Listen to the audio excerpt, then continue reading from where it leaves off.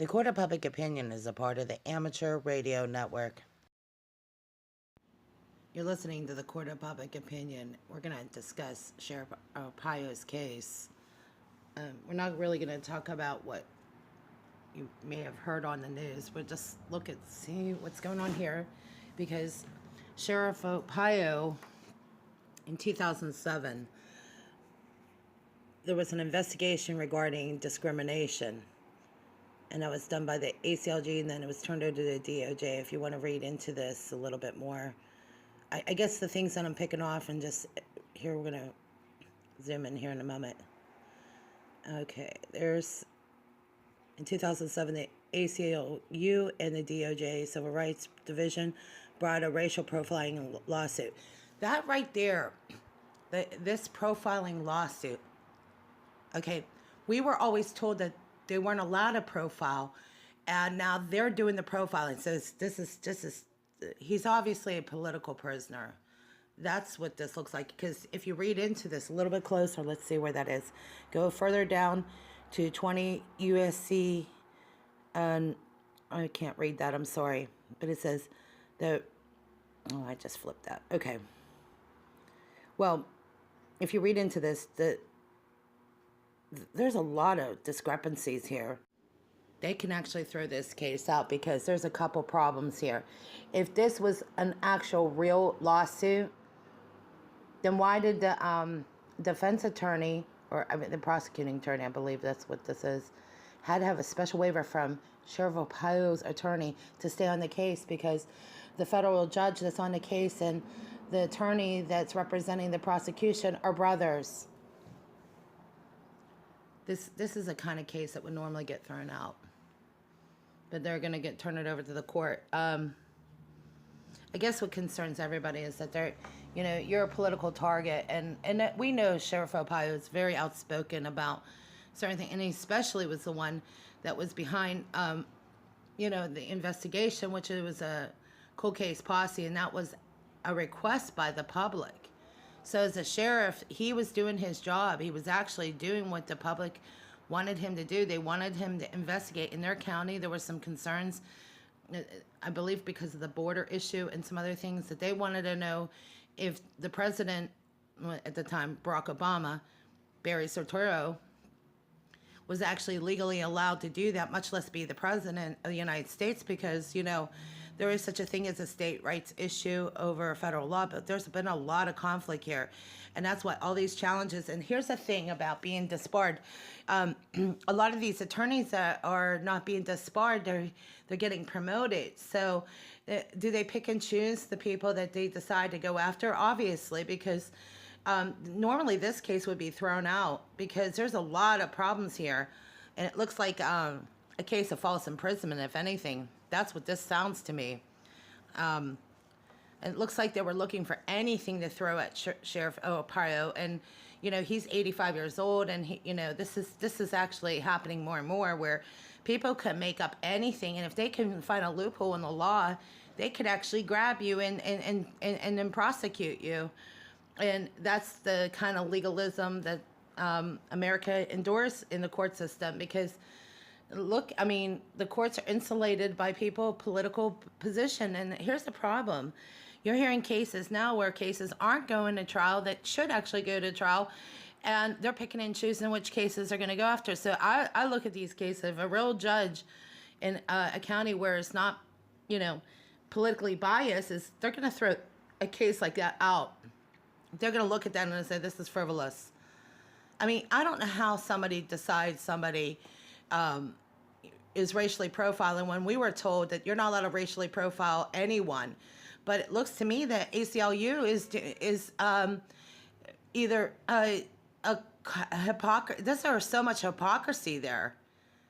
They're the ones that are going after Sheriff Arpaio for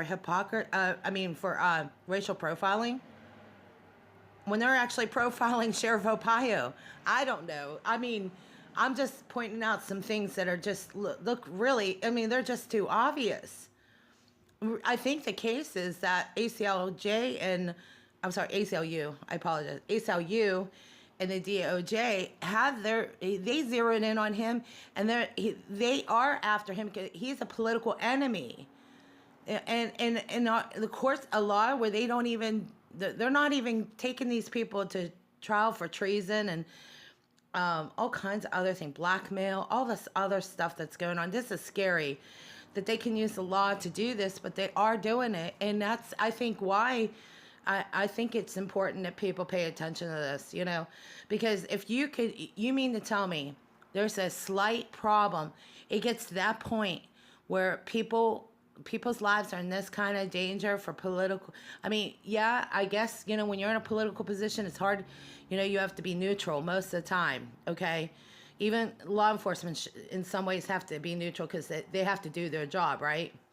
But if they're pulling the strings at the top and they're going to cut funding off in these programs, most people are more willing to do whatever, you know, whoever they have to make happy, I guess, in order to get the funding.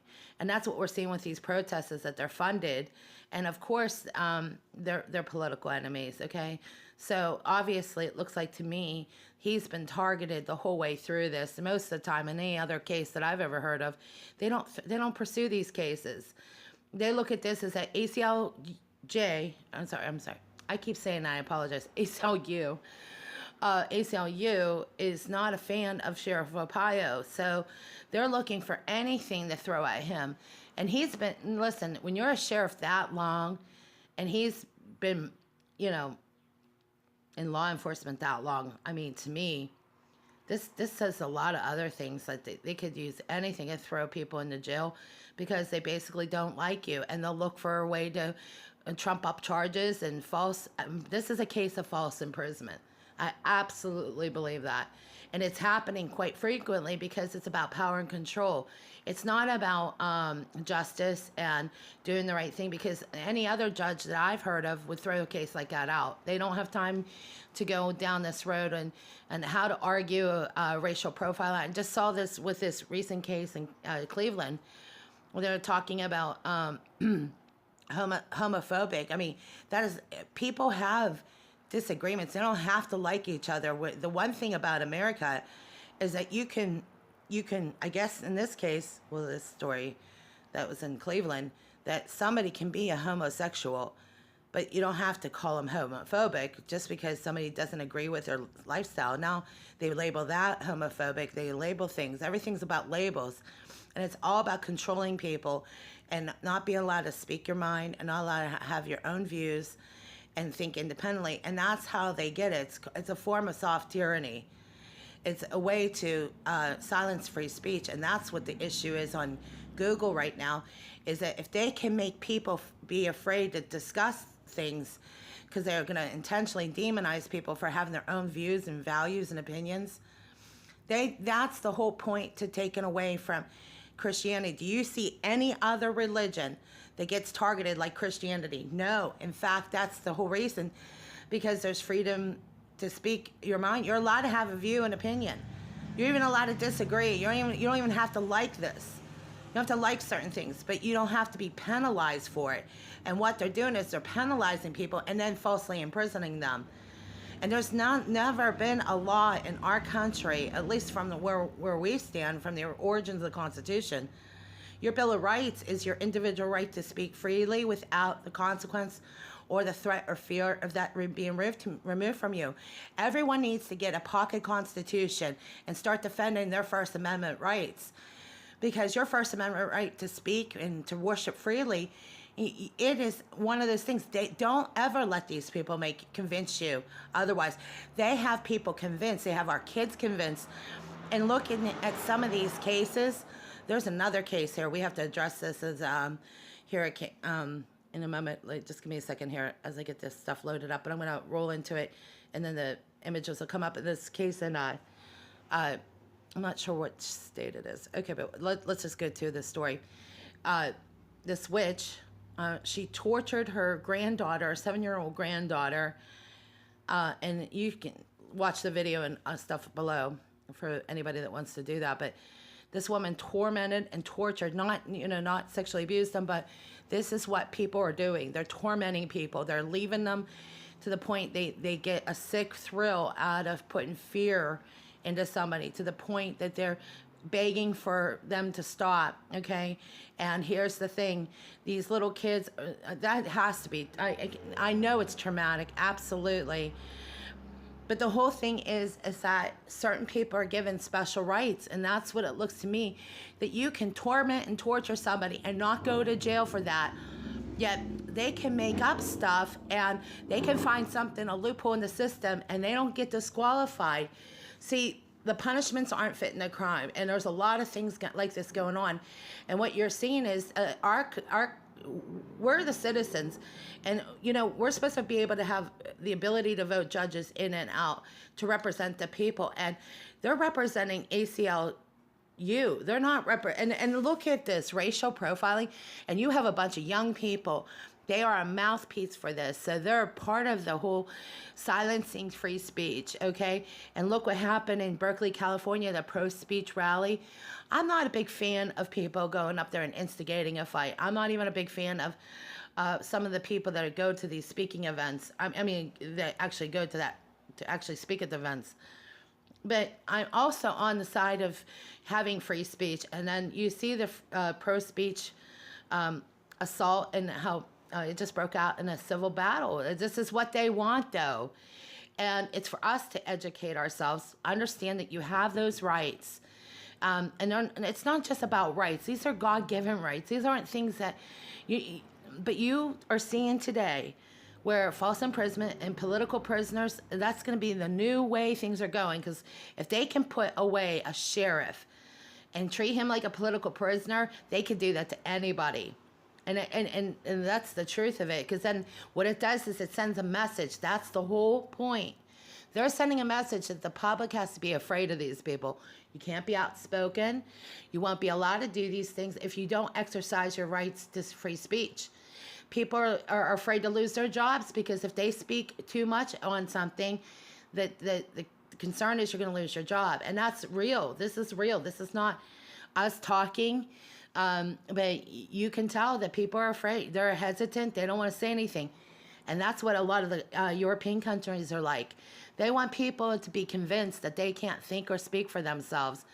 And looking at kind of the controversy, I mean, it is kind of scary to see how we're trading in our freedoms. We're trading our rights for less freedoms. And I guess that makes sense why there is an info war. I mean, explains why Alex Jones has a channel called InfoWars, because if you're too outspoken and you speak in behalf of what's morally and right, you're most likely going to be demonized. And that's what's happened to a lot of these Christian churches. They've been targeted with the incident with making a cake for a homosexual couple. I mean, they're targets. They even say so. I've gone to several protests and watched and did a lot of photography. One in which was the big issue with what happened in Kentucky, that people could actually go to jail now, because if you're not enforcing their laws now, not the laws that were going on in Kentucky at the time, and that was just recent with the whole legalization of civil unions or gay marriage, homosexual marriage. And she went to jail for that. So you can't, so it's either some people are having special rights and the other people don't. And this is why people are picking sides. And it still doesn't work, because overall they end up being political prisoners, or in this case, false imprisonment cases. And there's just several cases like this. Especially when you look at some of the other cases that have not gone to court and probably won't go to court. And I've talked about this several times. It concerns me because people aren't protecting the freedom of speech as it is. So hopefully stand up and get reading. I mean, the law is so convoluted. So these cases matter. They matter to everyone. If it can happen to a sheriff, it can happen to anybody. And it's obvious that we are witnessing the attack on the freedoms that were handed down to us, and we've been inherited a lot of problems in this country as it is. So the last thing we want to do is see more of our constitutional rights taken away. The Court of Public Opinion is a part of the Amateur Radio Network.